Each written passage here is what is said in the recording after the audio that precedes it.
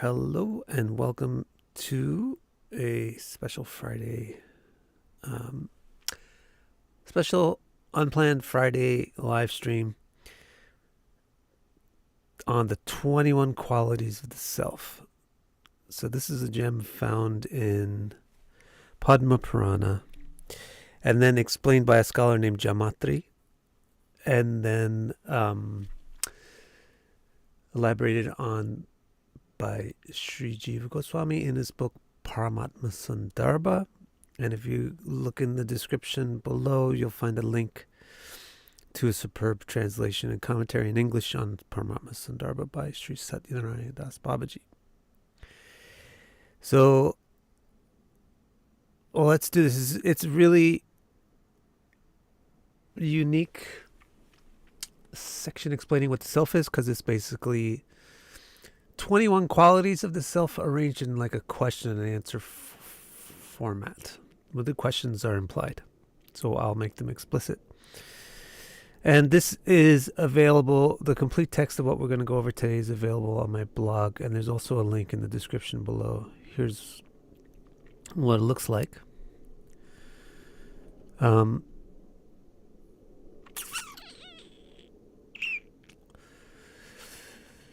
You could see each question, and there's an answer, and then there's the Sanskrit bit, and then if you feel like reading it, you can click that comment thing to get a little more explanation about it.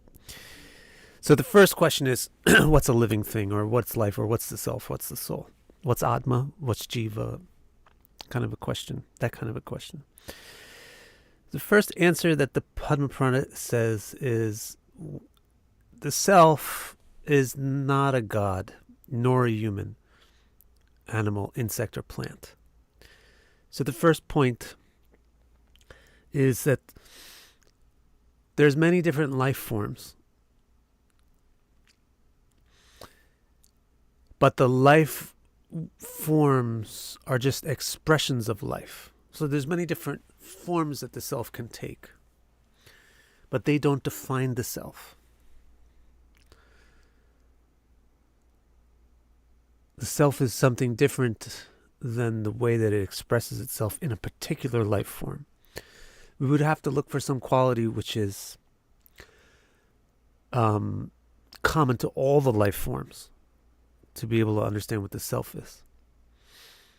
Because the self could manifest in any one of those life forms. So then the next question is, why isn't it? You said that that life itself is not a particular life form. So you can't take the qualities of humans and say life is something that has two hands. Or you can't take a quality of an animal and say life is something that has breasts and a womb.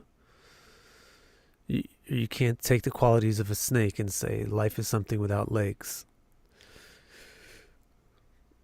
So now the second question is why? Why is that? And the answer to that is that it's not the living thing, the self, is neither the body and senses, nor is it even the mind, or the vitality or the intellect.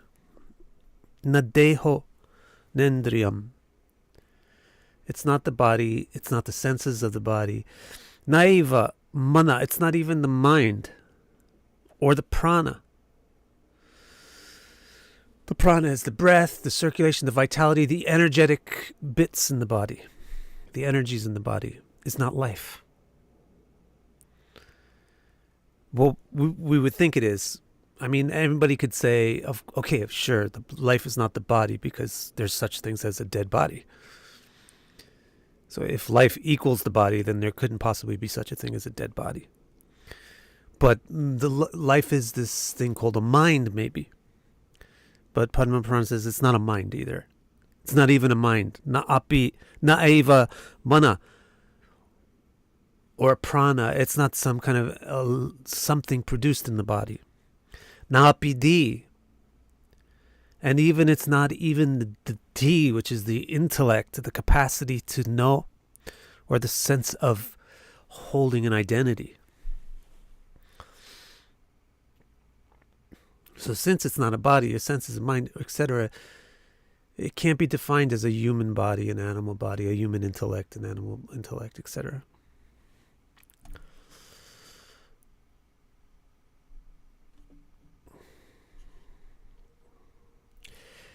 Now the third question then is, okay, it's not the body, it's not the mind, it's not the prana, it's not the D, it's not the concepts, it's not the intelligence. Is it something else? Right? That's one way of seeing the third question. Or the third question could also be, how come it's not? Why is it not the body? Why is it not the senses? Why is it not the mind or the synapse firings or the intellect? Why not? And the answer is na jaḍaḥ. Because it's not an inanimate thing. Let's look at the comment that I got on this one here. Yeah, life is distinct from inanimate matter. The soul, the self, it's not an inanimate thing. It's a sentient thing.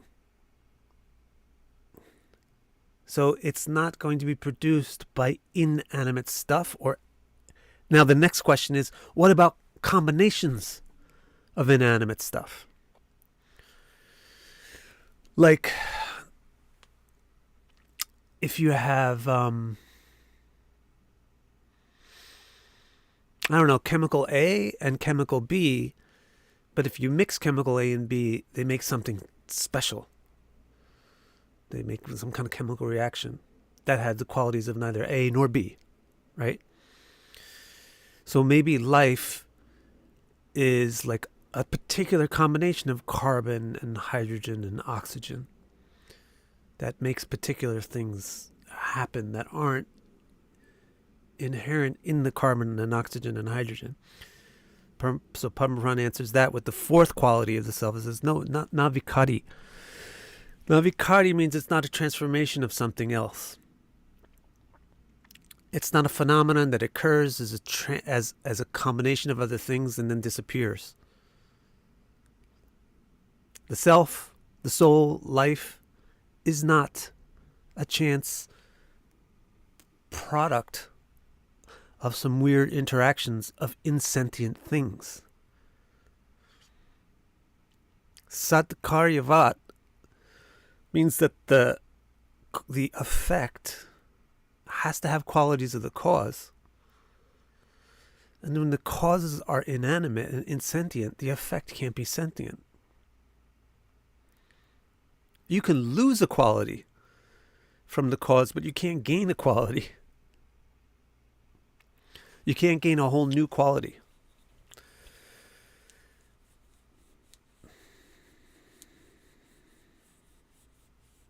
So what's life? What's the self? Well, it's not a particular life form. It's universal to all life forms.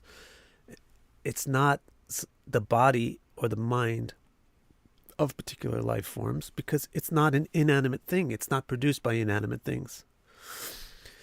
And it's not produced by combinations or transformations of inanimate things either. And it itself is not a transformation, nor does it transform. Understand so far?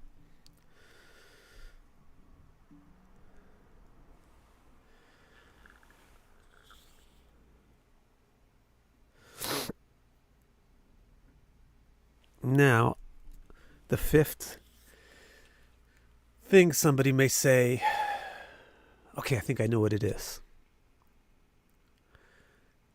You can think of this as a riddle. You might be trying to answer somebody's question. Somebody might, like the 20 questions game. Actually, this is 21 questions. It's pretty close. What is it? What is life? Is it a body?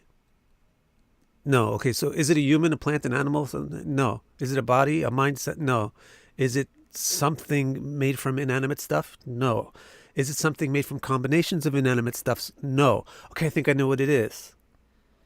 What is it? It's the animate thing, right? It's it's consciousness. So this question 5 then is actually, life is not just consciousness. This is a really groundbreaking point from Padma-Purāṇa. Na jnana matratmika. It's more than just jnana. The soul, the self, life itself is more than just consciousness. What do you mean it's more than just consciousness? Because consciousness is simply a witness. So we may come to the conclusion that life is a witness of all the changes that happen in the mind and the body, etc. But actually, that's not the full picture. Life itself is more than a witness. What do you mean more than a witness? It's more than consciousness. It's a conscious being. And that's more than consciousness. Consciousness is just a power. Consciousness is a power, the ability to perceive. The conscious being is the being who utilizes and is the source of that power. So the self or life is a conscious entity. It's different than just saying consciousness, because it implies that the self can have experiences. It's not just consciousness, it's an entity who uses consciousness to have experiences.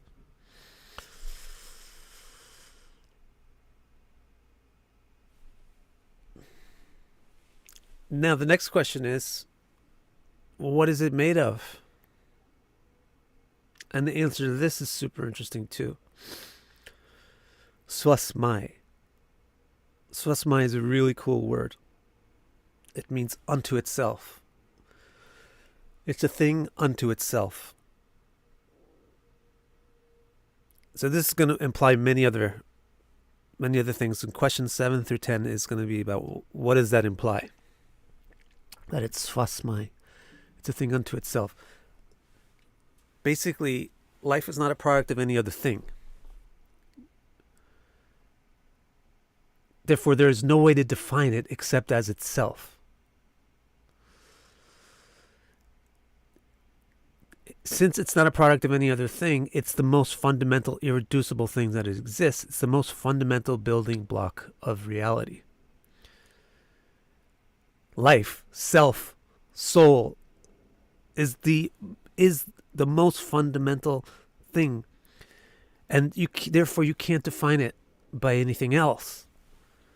It's only definable by itself.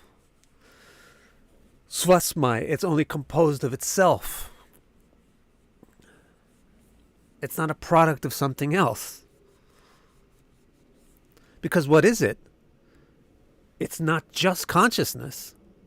It's conscious entity.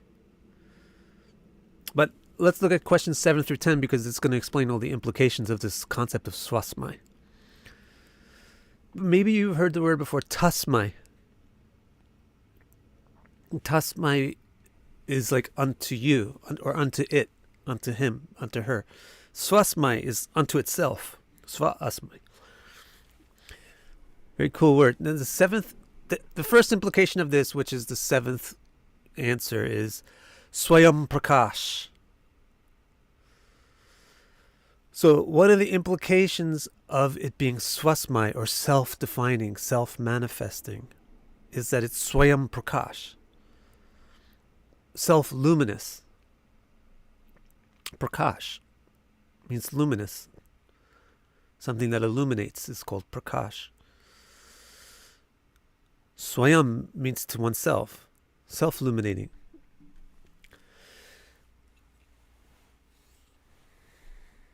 So here's some important stuff about this. Luminosity. To illuminate something means to make it perceivable, to make it knowable. So luminosity. Prakash means awareness, consciousness. Swayam prakash. It's more than consciousness. It's a conscious entity that is conscious of itself. Swasmai. By itself. Swayam prakash. It doesn't need any other assistant to be aware of itself. if you go into the full anesthesia and you come out of it really slowly and you're a little bit alert, or you have some background education, you'll notice that. You'll firsthand notice this directly. That's without being aware of anything else, you're still aware of your own being, even though you don't quite know any specifics about the being. The being doesn't have any specifics. So self-luminous, luminosity means awareness. The body, senses, mind, etc. are not the source of awareness in living organisms. When you think of life, you think of something composed of a body, mind, intellect, etc. But it's not. That's why it's not human. It's not God. It's not animal. Life is not a human. Life is not a God. Life is not an animal. Life is not an insect. Life is the conscious entity that can be any of those things. But then you think, well, the human mind is different than the rat's mind, different than the crow's mind. So maybe there's different kinds of beings, different kinds of living things. There's not different kinds of living things. There's only one living thing.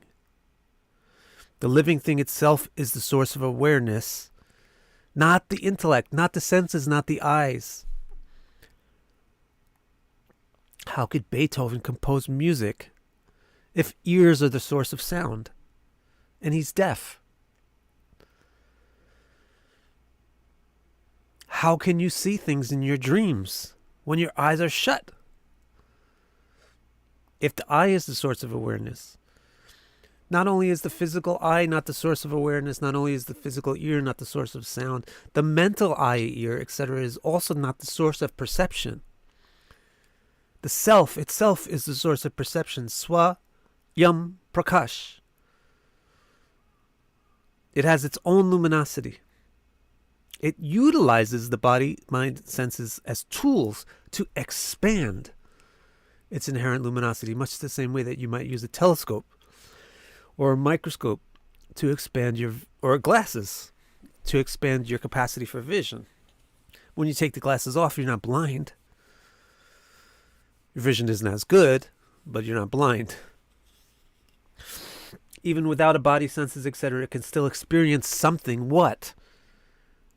Swayam. A life form without a mind, body, etc. at all can still experience something. What? Itself. Again, deep anesthesia will give you that direct experience, or deep sleep. If you can somehow be aware of your deep sleep, you'll have that very experience. And when you wake up, if you think carefully, you realize that you slept deeply. And we say, I was totally out of it. You were aware of nothing. You have no idea how much time passed. You have no idea of anything. You weren't even aware of yourself. But you were aware of a self. No specifics of yourself, but you were aware of a self. So even when the soul, as in deep sleep or total coma or total anesthesia, is completely disconnected from its mind and senses, it still has awareness. It just doesn't have any tools to expand the awareness towards any other object. So now the Padma-Purāṇa is starting to use this famous reference of life being like fire, a luminous thing. Life is like a flame. The soul is like a flame. The self is like a flame. But it's swasmai swayam prakash. So a flame is swayam prakash. When you light a candle, nobody comes and says, I can't see that candle. Can you light another candle so I can see that candle? The candle illuminates itself. If you turn on a light, then you can see the light. You don't need another light to show you the light. So the soul is like that. It illuminates itself. It doesn't need something else to define it. However, the difference between the soul and a flame, or the soul and a light bulb, is that the light bulb is not aware of giving off illumination, nor is it aware of itself. But the soul is a flame which is aware of its own luminosity. And it illuminates itself and its room and its other things to itself. Swasmai Swayam Prakash. So think of the self as a sentient flame.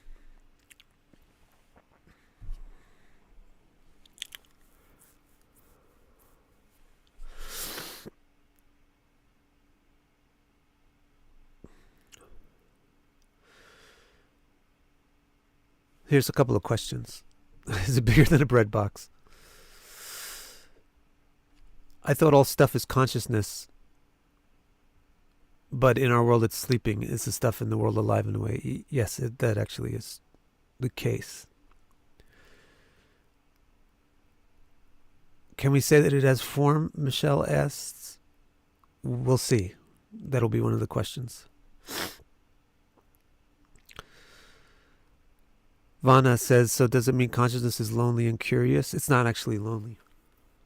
Why would it be lonely if it's swasmai? It's complete unto itself. It has no needs. So the sun is the self itself. So the sun is the perfect analogy for self, isn't it, Tatiana? That's why it symbolizes self.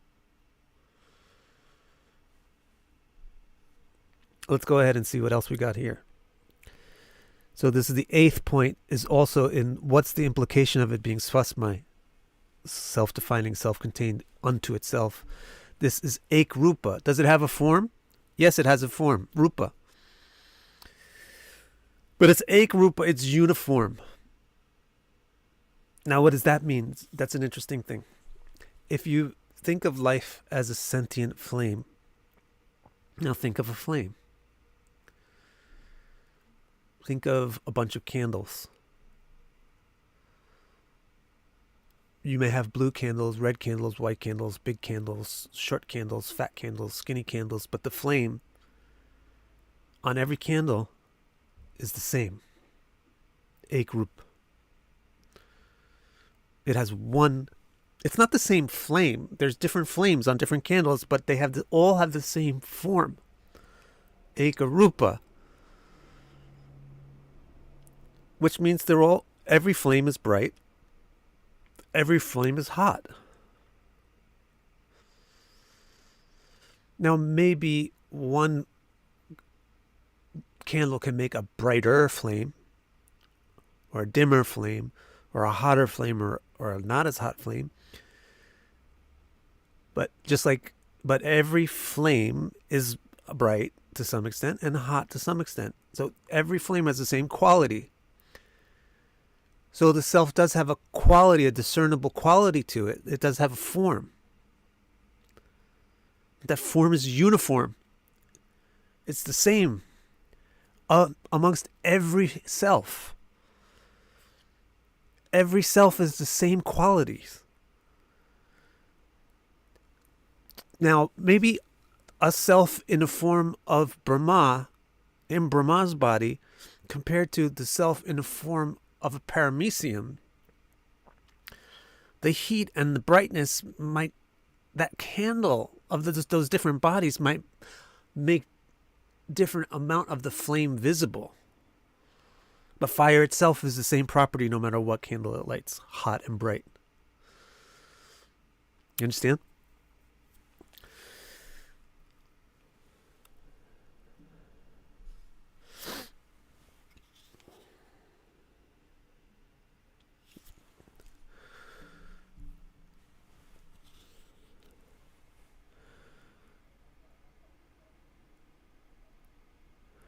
Do you think that bringing soul into it might be confusing for many people because many people try to personify the idea of soul? It's just self. Why wouldn't you personify the idea of self? And also, didn't Padma-Purāṇa say that na jnana matratmika? It's not just consciousness. It's conscious entity. Consciousness is a Shakti of this thing called ātma, of this thing called self.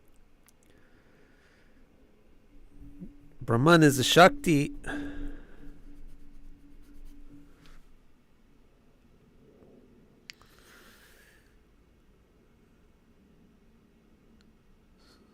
So the personhood of self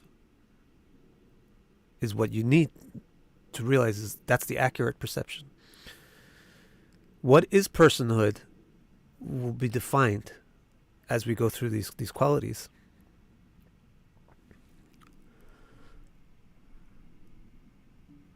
So this is personhood, which is a group. Another implication of it being swasmai, self-contained, self-defined, is that it's swarupak. A group and swarupak. It sustains itself. Bak means to eat. Swarupak, it eats itself. So this is another way that it's different from a conventional fire. The one way that the self is like a flame, but the one way that it's different from a flame is that a flame is not self-aware. And another way that it's different from a flame is that a flame needs fuel. But this sentient flame, that is the self, needs no fuel. Because it's its own fuel. Swasmai. Surubhak, it sustains itself. The body doesn't sustain itself. The mind doesn't sustain itself. We need calories, we need vitamins, we need minerals from other things. But the self sustains itself. And also, Pak also means to enjoy. So this ninth quality is also clarifying the eighth quality. The eighth quality is that the self is ekrupa, uniform. It means that I am the same as you. But the ninth quality is swarup bhak. Although I am the same as you, I am me and you are you. So it's 8 and 9 together, swasmai. I'm the same as you, yet I'm me and you are you. This is perfectly explained in the analogy of candles. The flame on candle A is the same kind of thing as the flame on candle B, exactly the same kind of thing. Yet there's a flame on candle A, which is distinct from the flame on candle B. So the distinctness of the flames on candle A and B is swarupak. It has its own form. But the commonality of the quality between the flames in A and B is ekrupa. Those individual forms are the same in their quality. Those individual forms are the same. So this is the actual Vedic conclusion, which is Vishishta Dvait, or Bheda Bhed, Dvaita Dvait, which is that distinctions and unity is not mutually exclusive. And it doesn't break the mind, and it's not illogical, like it's perfectly logically explained by candles.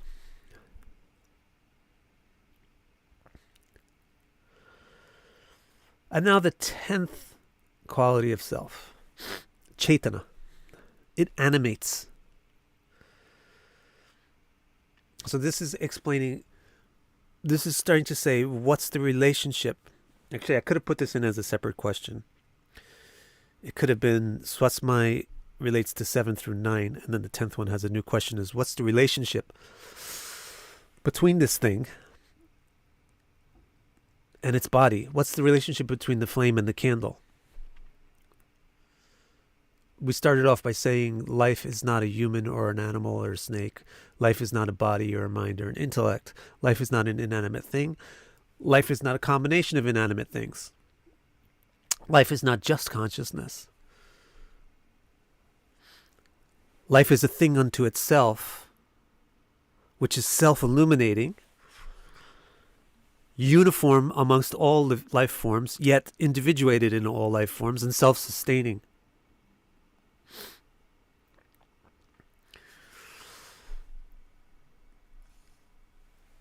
And so now the question comes, okay, what's the relationship between the life and the life form that it takes?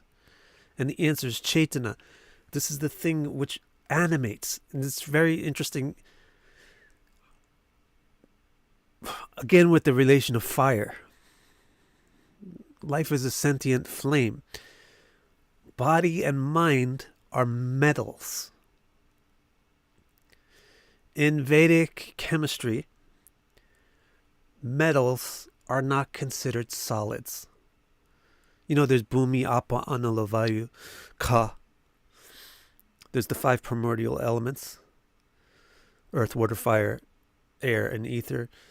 You would probably think that gold, silver, copper, iron are a kind of earth, a kind of solid, but chemistry doesn't consider it. Our chemistry doesn't consider it that. We consider them a kind of ka. No, anala, a kind of fire. Because fire doesn't just mean flame. Fire means energy. And metals are conductive of electricity. So metals are like a bridge between energies and solids. So this is a background for this analogy. The analogy is, how does metal relate to fire? If we want to understand how a soul or self relates to a body, how does life relate to the life form that it takes? Then use this analogy of metal and fire.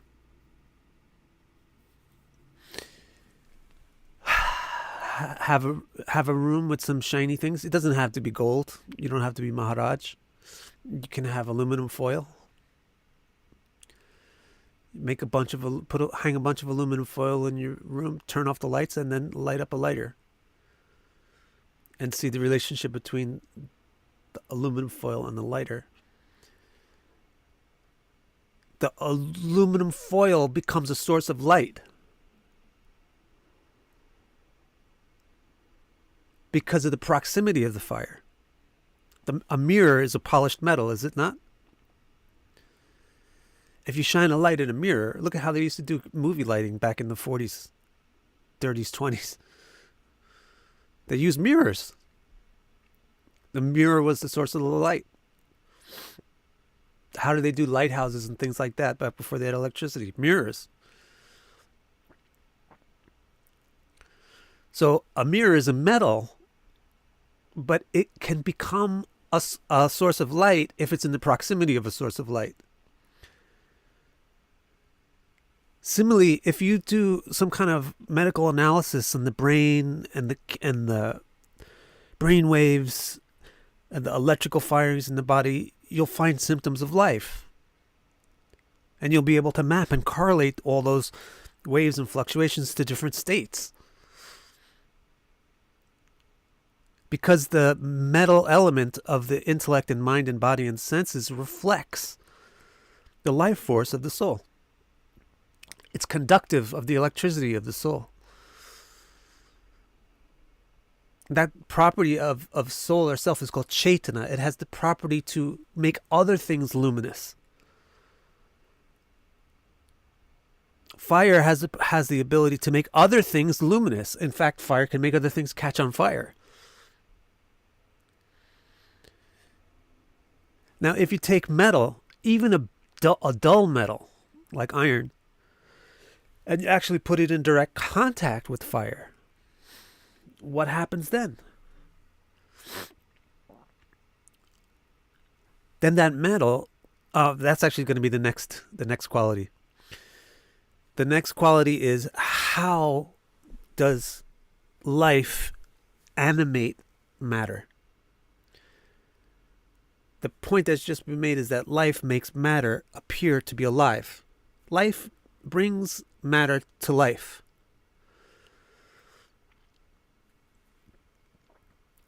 Because it's Chaitana, it's animus, it's animative. And then the next question is how, and the answer is Vyaptishila. Because it has the ability or the excellence or the quality or the art of Vyapti, which means it can permeate something. Life, consciousness, self is permeative. What does permeate mean? It means it soaks into things. So again, take an iron rod, like a construction rod. They use all those rods, right? You can't reflect it. It doesn't reflect the flame. It doesn't. It's not a mirror. Stick it in a fire. What's going to happen? The fire permeates the metal, which means the heat and the light of the fire goes into the metal and becomes a part of the metal. And now the metal, pick it up out of the fire, and it's fire. It's solid fire. It's red hot. Red, bright red and hot. Just like a flame. So because life permeates matter, matter then becomes indistinguishable from life. Matter has the qualities of life. But when it dispermeates, the matter becomes inanimate once again.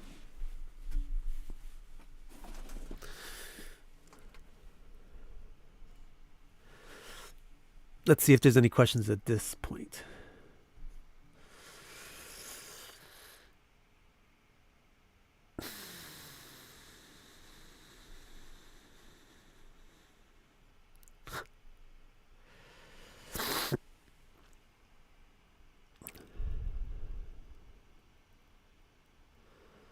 I'm wondering if it's free will that enables the differences from one entity to another. It's not free will. It's inherent.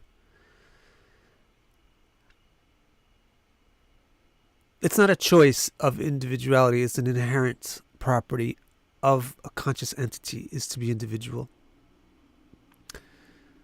If you want to understand this, just ask yourself what the nature of perception is.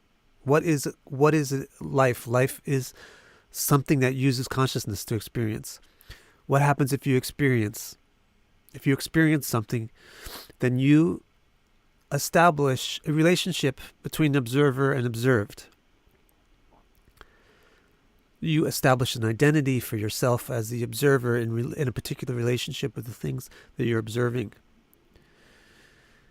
So perception, inherent in perception, is identity, which is the observer.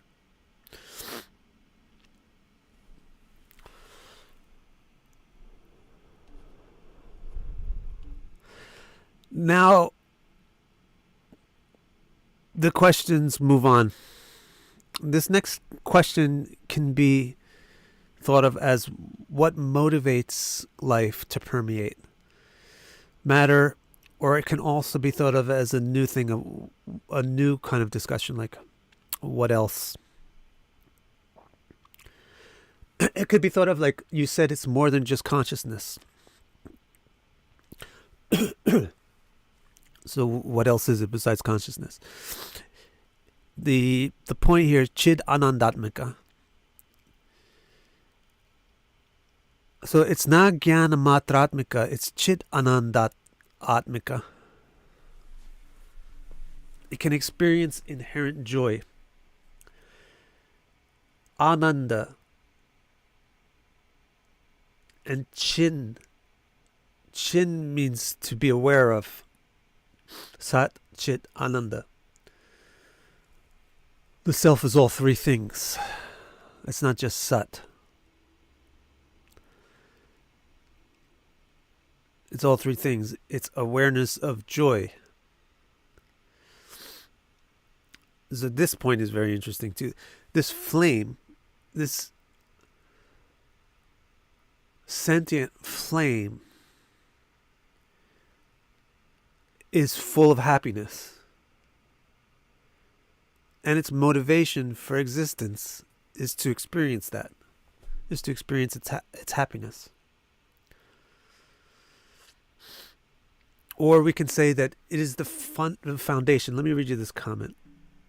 Life strives to experience happiness. That's what motivates it. To permeate and to animate. Because it wants to experience the happiness. Consciousness is the potential to experience. Happiness is an experience. So therefore, consciousness, or the conscious entity, is anandatmika, is the foundation or the very principle on which happiness is based. And life grows, evolves, changes, produces life forms, etc., just to explore that. Just to explore Ananda.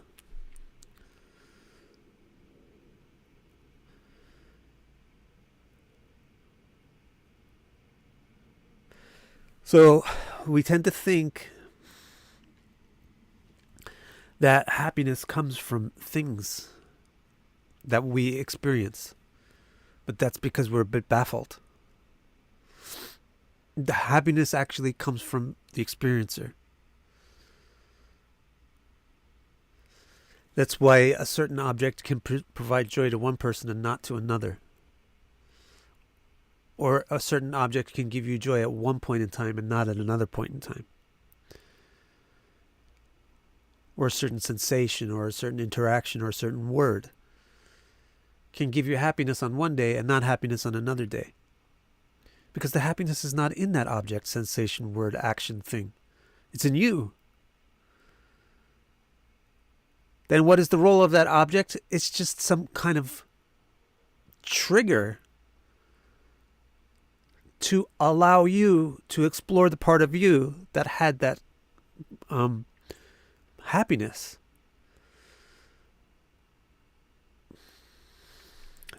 But the triggers don't always work because there's other variables involved in triggering. So what is life? Life is something that is the foundation for happiness, the foundation for joy. So it is the most important thing. It's why the most dearest thing to everyone is the self.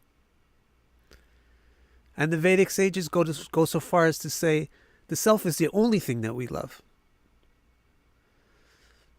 We don't even love our kids. We love our kids. We don't even love our spouse. We love our spouse. My spouse. My kids. Why? Because we love me. Why? Because we love happiness. And the me is the actual source of happiness. It's the most valuable thing.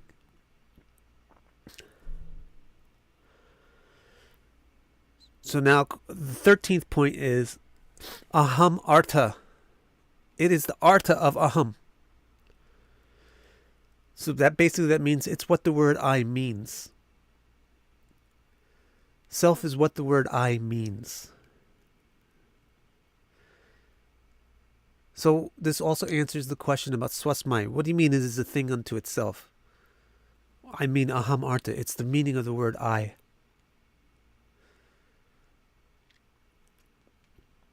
And artha also means valuable, meaningful, valuable. So it's the only valuable thing.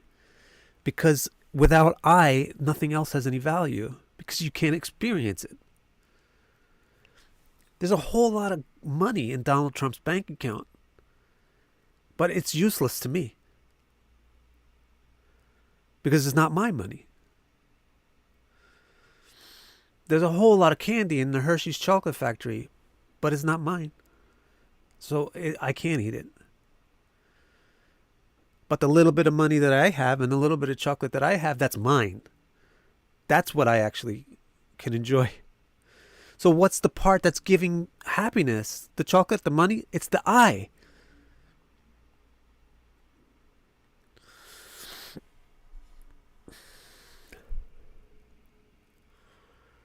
Now another question that comes up from a previous topic is, we said it was ekarupa, and then we said it was swarupa bhak. It has its own form. So now it's uniform, but it has its own form. So now the question is, I want to know, is the self in Michelle the same as the self in Jonathan? Or are they different? Alf recently asked that question. Is there one I? It's just said I, right? The self is what we mean by the word I. So the next question is there one I experiencing its I-ness in many, many different bodies, as many, many different people? Or are there many different I's experiencing I-ness from many, many different perspectives? The answer from Padma-Purāṇa is Pratikshetram Bhinna. It's distinct in each being. There's a distinct I. In each being, there's a distinct I as each being. The reason why there are multiple beings is because there are multiple I's. Multiple I, letter I, pronoun I.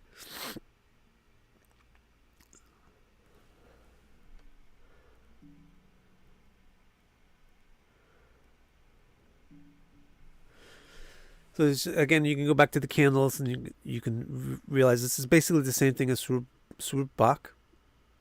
But now it's definitely being said, and just in case we took Swarup Bhak to mean self-sustaining, now he says even though it's Ekarupa, it has its own unique existence on each candle.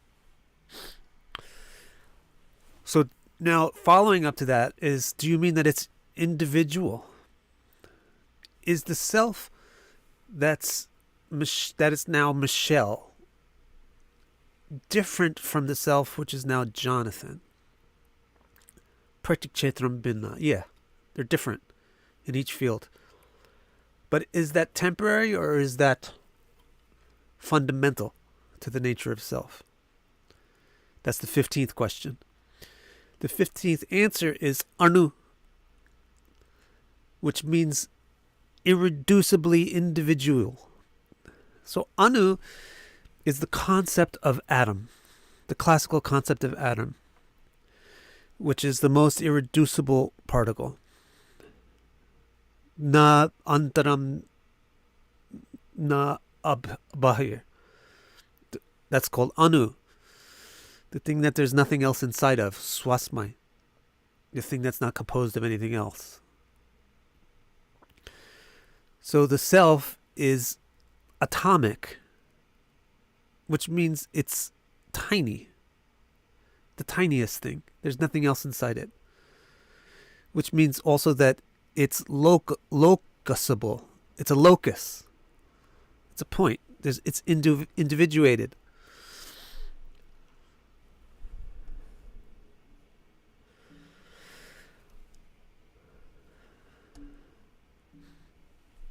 And the 16th question, how is it created? And the answer is nitya. It's not created.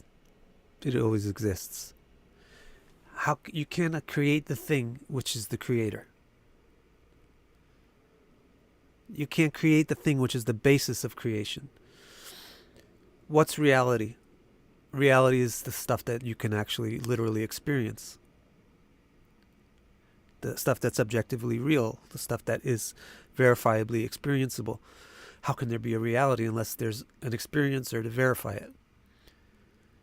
So, reality is not a producer of experiencers. Reality is a product of experiencers. So the experiencer is not something which is produced or created. The experiencer, the self, the flame, the candle, the light, is the thing which creates. But that thing has always existed. Because it's the basis for existence. So, what he's come by saying Anu, irreducibly individual, and saying Swasmai, and saying na vikārī. Remember, he started off by saying the self is not an organism. Life is not an organism. Life is not a combination of other things. Life is not a product of something inert. Life is a conscious entity. That's swasmai. It's not composed of anything else. It's self-defining. Swarupa Bhak. Well, how then was it created? It's atomic. It can't be built from anything else. Then how was it created? If you can't build something, then what does that mean? It either means that it's never going to exist or that it always exists. And since we know that it exists better than we know anything else, we know that that means it always existed.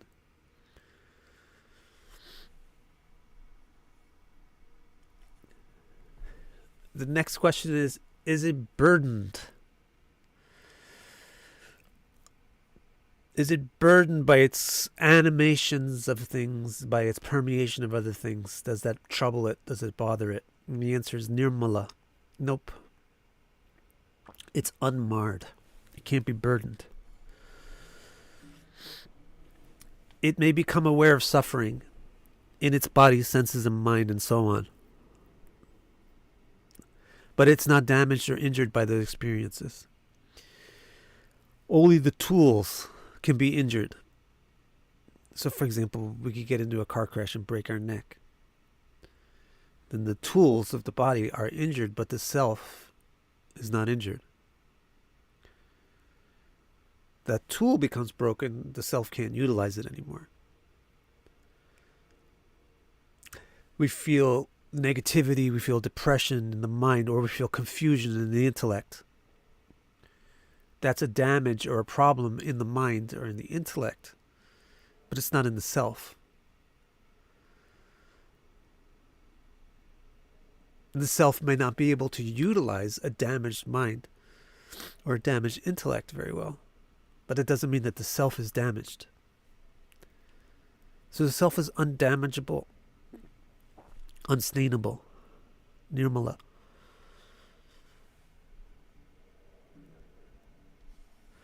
Now, in 18 through 20, Jāmātṛ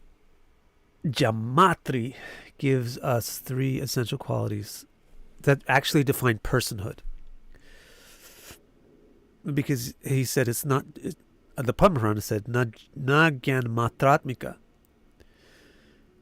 So Jāmātṛ Muni explains what that really means by these three principles. So na Jāmātṛ means it's not just consciousness. What is it then? It's gyatritva. It's the agent of consciousness. It's the perceiver. Gya, jnana. Gya means consciousness, perception. Gyatri means the perceiver. Jnana-matra, no. Gyatri, yes. The self is not just consciousness, it's the conscious one. So it has this quality of being a perceiver. 19, kartritva. It's not just an observer, it's an actor. Kar is from the word kri, kritika, kri, which means do. Get something, set something in motion, set an event in action, get something started. Kri. Kri becomes kar. Kar, tri, the agent of action. The self is the agent for everything that happens. Everywhere, anytime.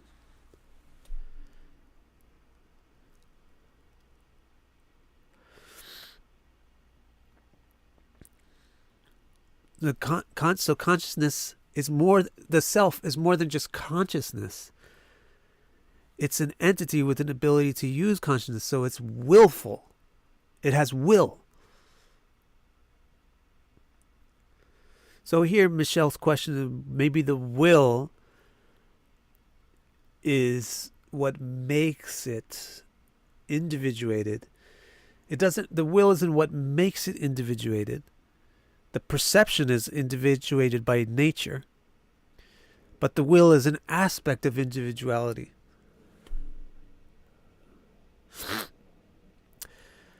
Wish I remember to bring my nose spray. My tool is malfunctioning because of the presence of pine tree pollen.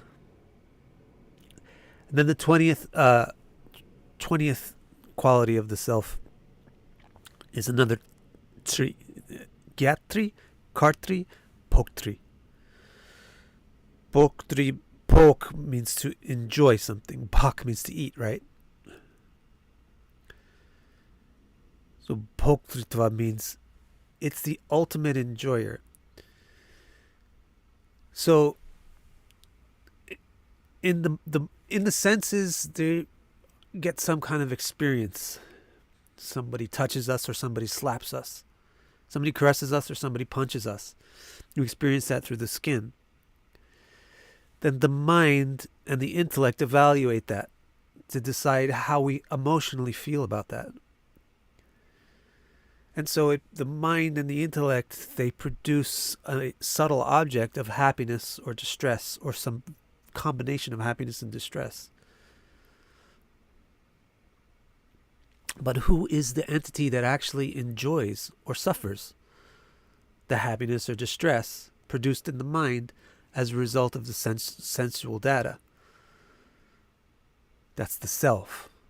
That's the life form itself. Is it, however, burdened or affected by it? No, it's not changed by it.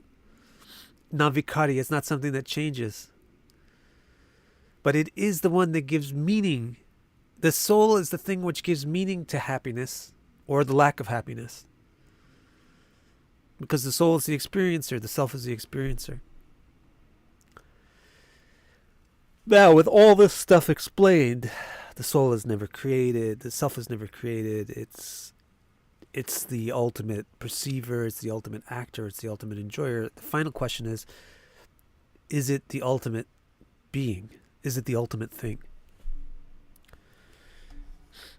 And the answer is, it's one eternal fragment of the ultimate self, because it's individuated in all different entities. So it has the quality of sheshatva,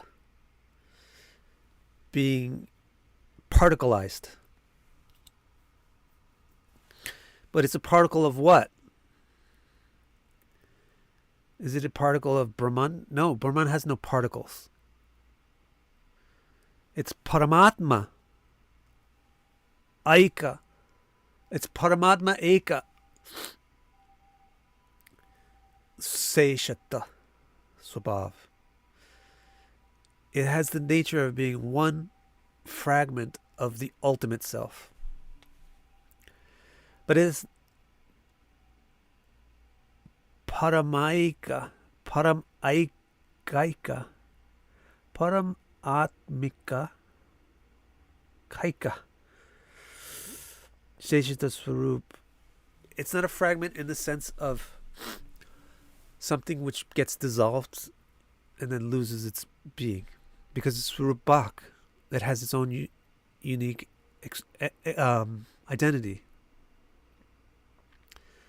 So it's a real, permanent, actual extension or ray or particle of the ultimate self. These 21 questions and answers about ātma, the self, are explained in Padma-Purāṇa, elaborated on by the scholar Jāmātṛ and thoroughly explored by Śrī Jīva Goswāmī in his book Śrī Paramātmā-Sandarbha, which is available with lucid English translation and commentary by Śrī Satyanārāyana Dās here. And I have a link to the hardcover in the description below. So let's see if you guys have any questions.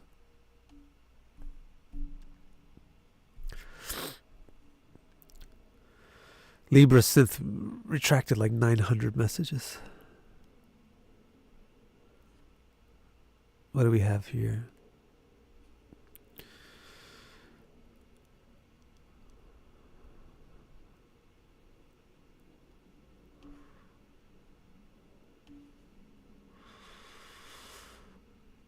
Where is it located, Jonathan? Jonathan says, where is it located? That's a very interesting question. Where's the self located? So if it has a vyapti, remember this particular one?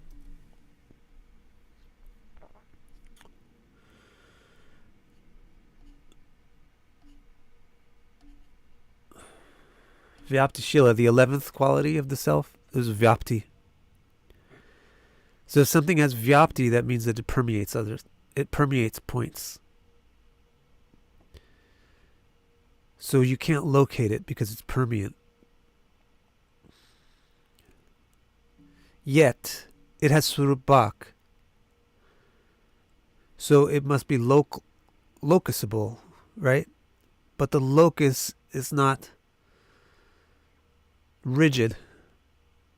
It's a thing which has locus but permeates other things. Furthermore, it's prior to the evolute of space. Space is an extension of it. Locality, physicality is an extension of the self. So it's not contained within physical location.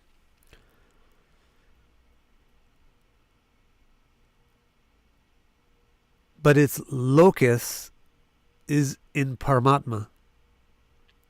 The locus of the self, the location of the self, is that it's eternally located in Paramatma.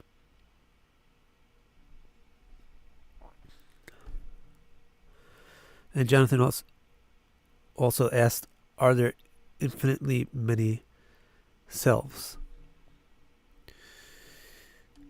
So that's right, when it's said here, pratikchetram bhinna. That means that there's as many selves as there are fields.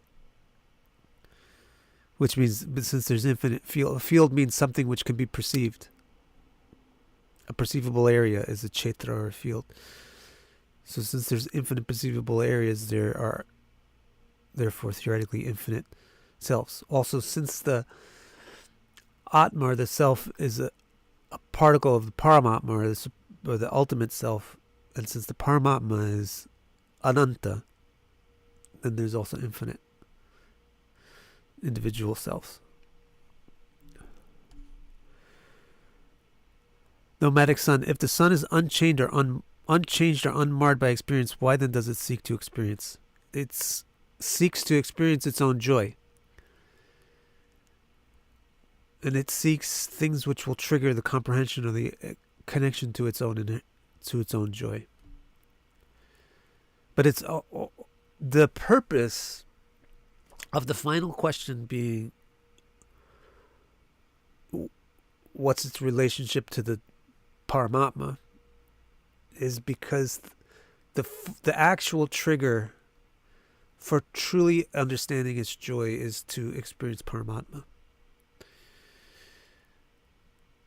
So it seeks to experience, it doesn't seek evolution.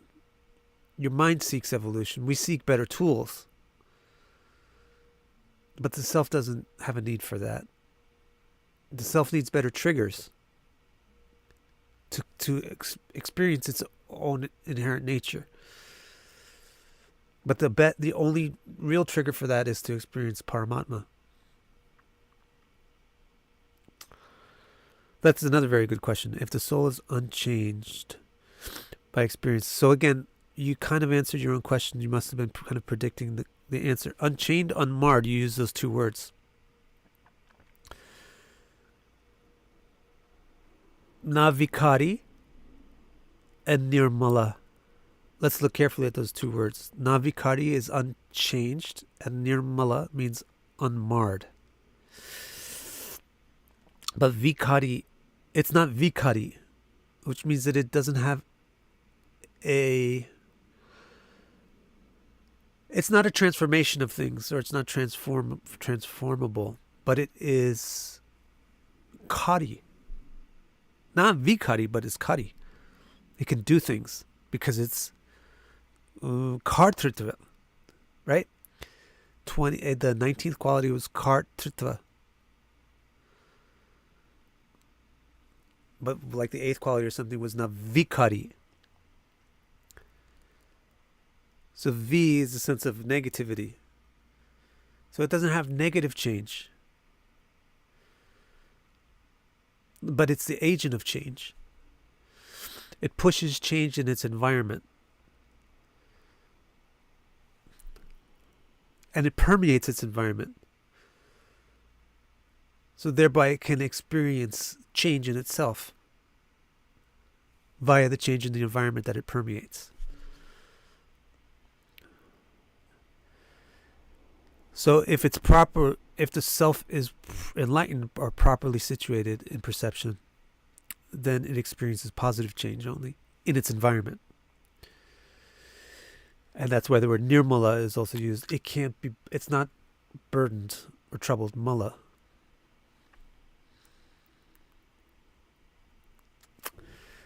Good questions, Jonathan and Nomadic. Thank you for those. Zena. Not a question. Teeny has questions, but didn't verbalize them yet. Bhavana Nair. The self is the remainder. Very nice. That's actually the word for seish, is the remainder. But so think about remainder, like when you do a division problem and you have a remainder, that's the seisha. So that means it's not a whole number, it's a partial number.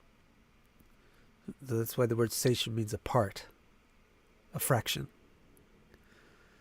So the self is a fraction of the Paramatma. But remember, like Ishopanishad's opening mantra is Purnamada Purnamida, Purnat Purnamudachate, Purnasya Purnamadaya Purnadeva Vishishyate.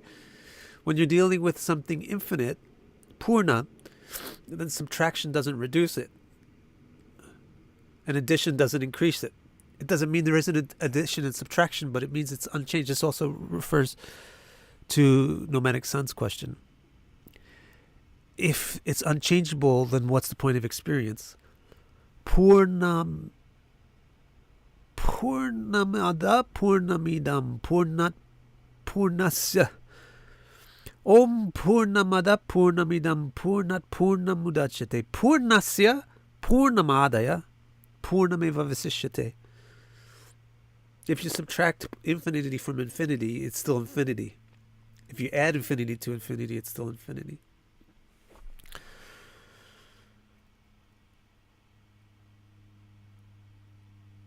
So the remainder, the division and all such things, it doesn't mean that the Paramatma becomes non-existent and split. It's not that kind of fragmentation. The Paramatma is the Paramatma. Like the sun is split into its particles.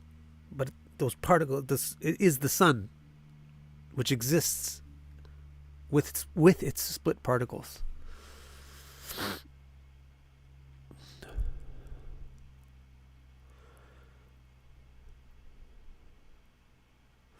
Samurai Mama asks, when we say that the avidya of the jivas is to be blinded by their limited sense of I am mine, how is that different from the real I? So the real, what is the I? The self has aham artha. The self is aham artha, the meaning of the word I. But it's just the word I. There's no verb attached to it. In order to attach a predicate to a subject, then the observer needs to experience the observed. The subject needs to experience the predicate.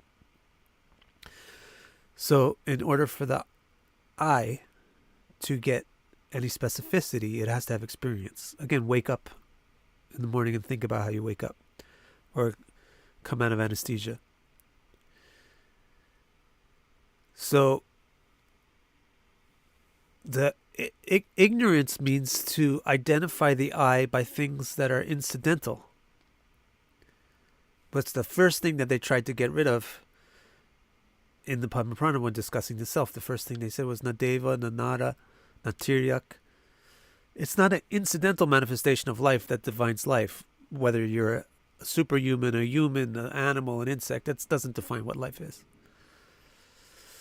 But that's the ignorant sense of self, as I am a human, I am an Italian, I am this or that. The real sense of self is, I am Paramatma's Seisha. I'm a part of Paramatma. The jiva's avidya is to be unaware of Paramatma. Ruth asks if the soul can be wounded. The answer was nirmala. So no, the answer is no.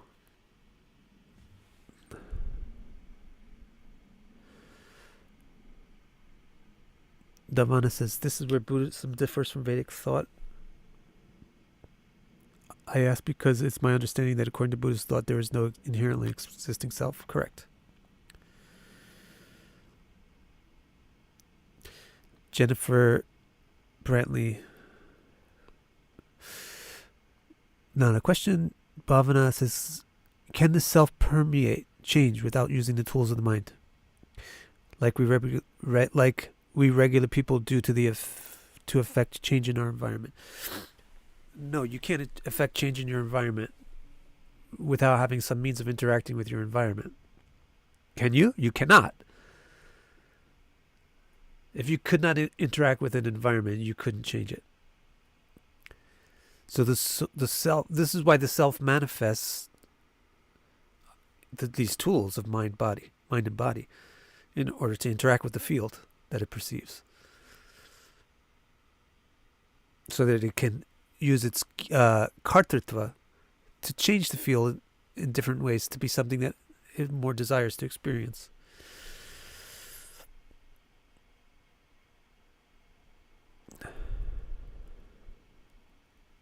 Teeny says, from what I gathered, there are infinite cells, but no one is like the other. Correct. Yet they all have the same basic quality. What are those basic qualities? Gyatrutva, kartrutva, bhoktrutva. Every soul is basically the agent of change, the agent of perception, and the agent of happiness. In this way, all the souls are equal and the same and similar. Yet because each soul experiences from a different locus, conceptual, perceptual locus, not physical, spatial locus, therefore each soul is individual, although the same. And those are the two qualities that were mentioned sequentially here. Ek-rupa, the 8th one, and then 9th one, Swarupa. Although they are one form, they have their own forms.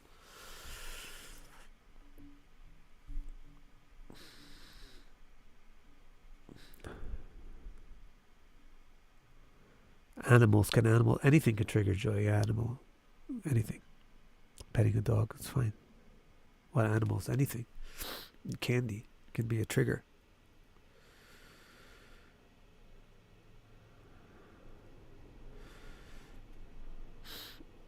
Teeny suggests that fragmentation occurs when all the selves individuate. The Padma-Purāṇa didn't suggest that. The Padma-Purāṇa is mentioning actual real qualities of the self. Vikārī. Not the things which are incidental.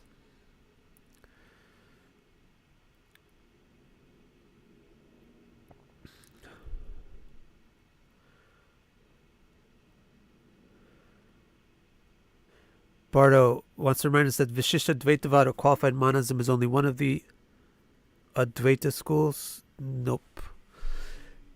Vishishta Dvaita is one of the Vedanta schools. Advaita is also one of the Vedanta schools. The difference is that Advaita is the only one that has no recognition of any differentiation between things. Every other school recognizes differentiation within unity. Jonathan says, is Vishnu simultaneously aware of each one of the personal experiences of each ātma? Yes and no. Definitely recommend that you get the book Paramatma-Sandarbha to study these types of things. But he is passive. His purpose is merely to facilitate the soul's interaction to its field of existence. Paramatma's purpose is just to facilitate the existence of the jivas. That's the only reason why he exists. That's his whole reason for being, is to facilitate our existence. But he doesn't have any personal interest in what we're doing because we don't have any personal interest in him. So the extent of his involvement with us is to give us exactly what we are interested in, which is an ability to exist.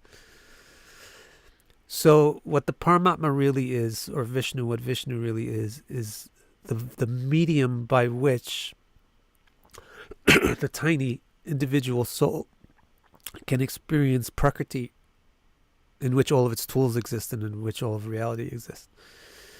It's Vishnu or Paramatma is the medium for that connection, but has no interest in what's happening in that connection. Just as we have obliviousness to Bhagavan, Bhagavan has obliviousness to us. To the degree that we don't have oblivioususness to Bhagavan, Bhagavan doesn't have obliviousness to us. So, although Paramatma is like this wire on this microphone, all of the sound is going through this wire to you. But the wire doesn't hear the sound. It doesn't care about the sound. It just relays the sound. That's the role that Paramatma is playing in our perceptions and our experiences in our lives. Paramatma is just connecting us to our apparatus, but is disinterested. So the Paramatma is not the actual observer of the things. This is why the Upanishads say 2 birds on a tree, one bird eats, the other one doesn't. So the 2 birds on the tree is the 2 ātmas, the Paramatma and the individual ātma. The one eating is you and me, and the one who doesn't eat is Paramatma. Well, why is he on the tree? Because he's facilitating the other bird.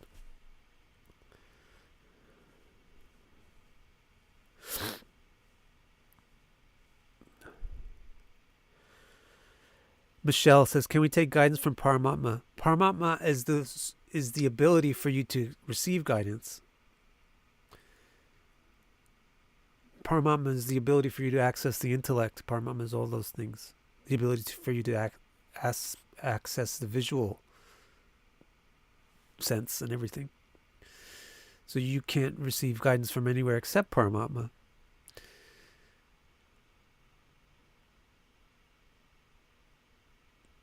But Paramatma doesn't directly talk to anybody because the people are oblivious to Paramatma. But if our endeavor is not to be oblivious to Paramatma, then Paramatma will start to reveal information directly to us.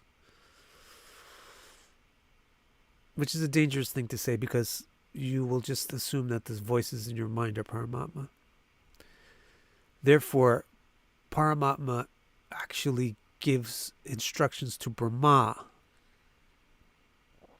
who's very clear in his intellect, infinitely more clear than we. And then Brahma expresses it to other people in words, and they put it into writing eventually. And then Vyasa edits it, and then you get it in the forms of books like Bhagavatam, Padma-Purāṇa. So you can check. This is what Padma-Purāṇa tells, this is what Paramatma tells people, and this is what I'm hearing in my thoughts. Are they the same? If they're not the same, maybe it's not coming from Paramatma.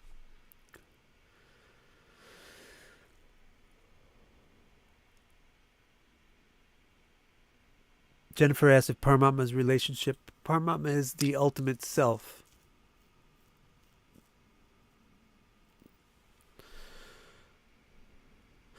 What part of our self experiences emotional pain and sorrow if self is unaffected? The mind is the thing which experiences any type of emotion. Happiness, sadness, sorrow, any kind of thing like that.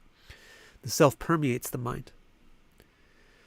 Therefore, the conditions in the mind feel relevant to the self. Right now, somebody's child is extremely depressed, but it has no effect on me. Somebody's child is dying. Somebody just lost their child somewhere, but it has no effect on me because I haven't permeated that field. I don't know anything of that field. And if I lose my child, or if my child is suffering, it has a huge effect on me and no effect on someone else. Because their self isn't invested in that field. So similarly, the mind is the thing which becomes happy, sad, etc. And whether or not your self permeates that particular mind will be whether or not you feel that that has any relevance to you. This is why people can have a depressed mind but still be happy if they're enlightened. This is why people can experience pain but not be troubled by it if they're enlightened.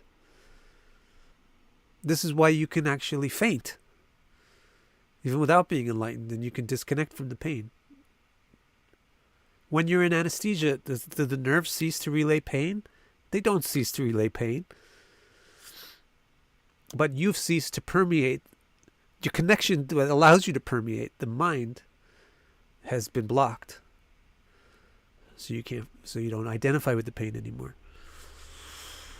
So the happiness, distress, etc. is an object which is sensed by the mind, just as red and blue are objects which are sensed by the eye. It's the self permeating the mind makes that experience or that change in the mind seem relevant to the self.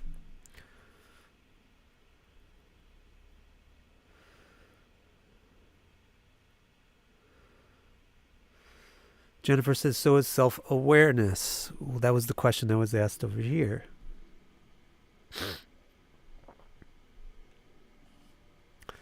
Answer question 5, is it awareness?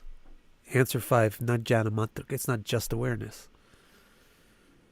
And then the follow-up questions were, what do you mean it's not just awareness? And then the ultimate answers to those was 18, 19, and 20. It's not just awareness, it's the aware entity. The self is not awareness, it's the aware entity, gyatritva. And because it's an aware entity, it's therefore kartritva, an agent able to do things, because it's able to utilize awareness. And because of that, it can create things to experience happiness, bhoktritva.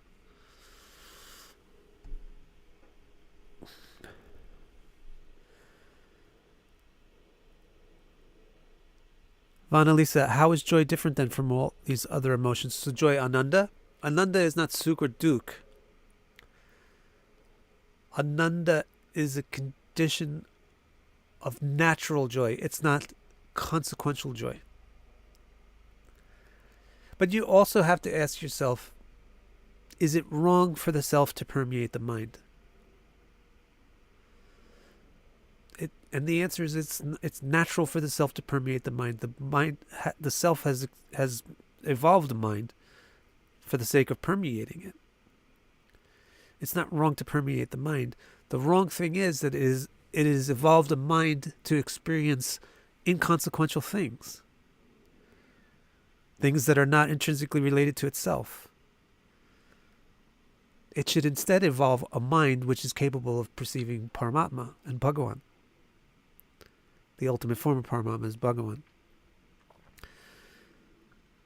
Then it won't. The transformations in the mind won't cause it any problems, and the permeation of that mind will be only a positive experience.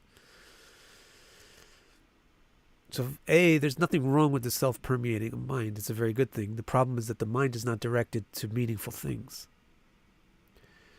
And B, so ananda can be produced in the mind, or ananda is also just in the basic nature of the self.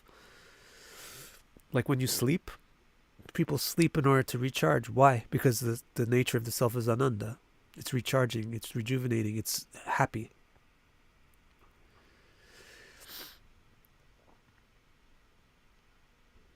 The self is the basic enabler of happiness, and hence it's described as Satchit Ananda. Bhavana, self is conscious awareness of its location. Self is the conscious entity.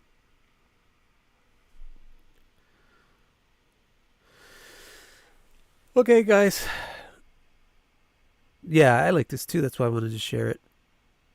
Now, I'm in a new section of Paramattma-Sandarbha. This is how Jāmātṛ Muni described the self based on Paramattma-Sandarbha, based on Padma-Purāṇa. It's also interesting to explore other